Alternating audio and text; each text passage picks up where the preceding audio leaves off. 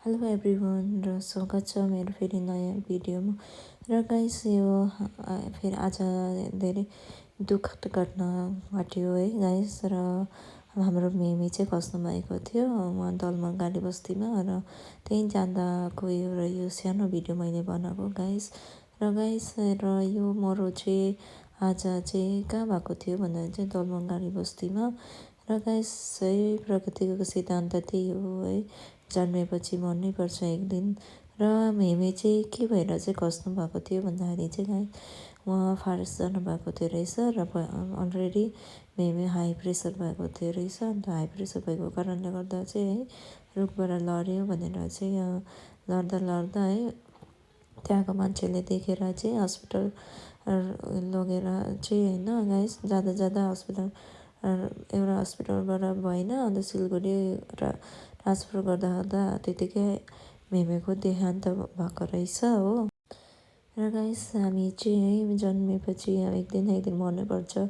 र हामीले है मृत्यु भएपछि त हामीले त केही लाँदैन रहेछ गाइस। हामीले त है सेतो कपडामा है लपेटेर हामी मर्नुपर्ने रहेछ एक दिन।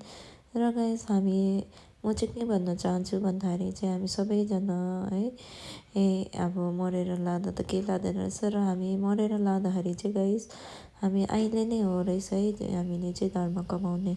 र अहिले हामीले है दान पुण्यहरू गरेछ भने दान पुण्य है धर्महरू गरेको छ भने चाहिँ हामीले मरेर लाँदाखेरि चाहिँ हाम्रो राम्रो ठाउँमा पुग्छ भनेर भन्छ। अन्त त्यही कारणले गर्दा यही मनुष्य लोक। र गाइस हाम्रो तामाङमा चाहिँ है यसरी नियमले चाहिँ है लासलाई चाहिँ लपेटेर है लान्छ।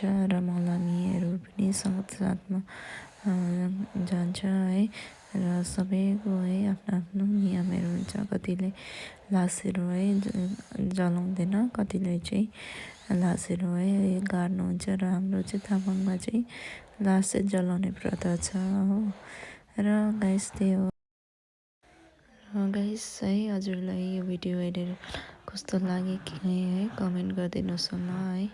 हामी पनि एक दिन यसरी नै है यो संसार छोडेर जानेछौँ गाइस। आज के छ भोलि छ के हुन्छ है थाहै हुँदैन। र हाँसी खुसी है जिन्दगी जिउँ है राम्रो कामहरू गरेर अगाडि बढौँ है जिउँदो हुँदाखेरि नै हाम्रोमा गाइस है यो नै रहेछ है बेला चाहिँ हामी चाहिँ कसैको लोभ लालचमा चाहिँ नपसेर है राम्रो कामहरू गरौँ, कर्म राम्रो गरौँ।